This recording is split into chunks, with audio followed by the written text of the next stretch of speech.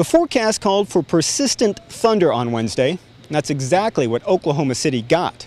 Tony Parker went off in the first half, scoring 21 points, handing out 10 assists, and San Antonio hit 9 of 15 three-pointers to lead 63-48 at the break.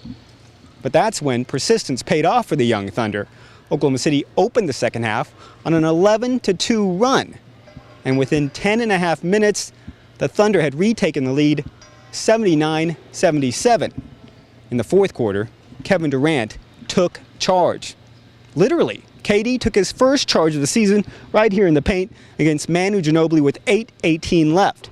Durant played every single second of the game and scored 20 of his 34 points and grabbed 9 of his 14 rebounds in the final 24 minutes. While Oklahoma City gave up 34 points to the Spurs in the first quarter, it gave up only 36 in the whole second half.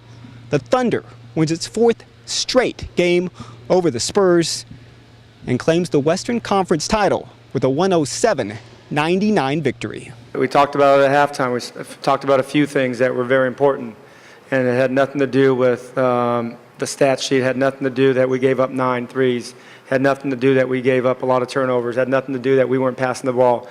It just had everything to do with who we are as men, who we are as a team, the type of spirit that we want to show every time down the court. And it was all about that, about body language, about being a family.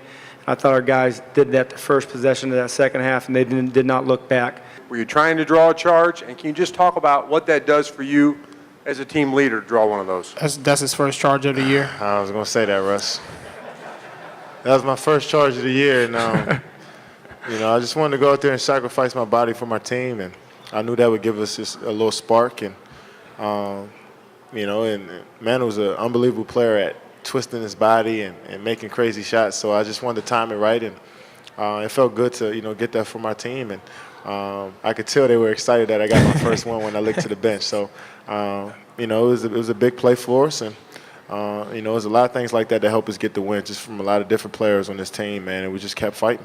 I just think we believed, from, when we went down and got into halftime, guys came together and said we can come out with this win.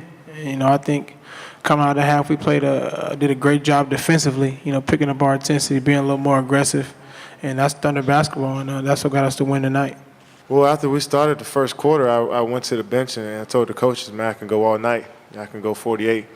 And I didn't think they would let me do it, but they kept me in, and I just tried to give my team a spark. Coaches always getting in my ear about inspiring the team by my play.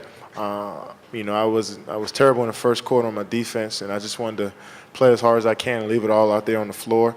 And hopefully my teammates follow, and they did a great job, man. And this team has always been resilient and know how to bounce back, and we followed everybody's lead, man, and we did it together.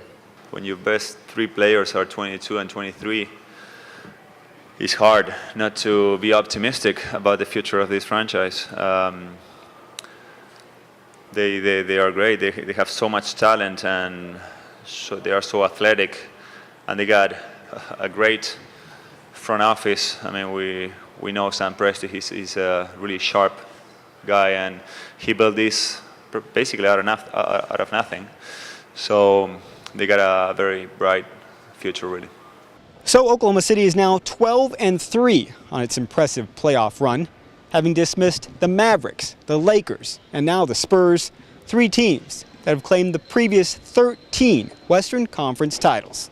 Next up, either one of the most successful franchises in the history of the NBA, in the Boston Celtics, or the team that was preordained to win the championship, King LeBron James and the Miami Heat. Game 1 of the finals, Tuesday night, 8 o'clock, here in Oklahoma City. Reporting from Chesapeake Energy Arena, Damon Fontenot, News OK Sports.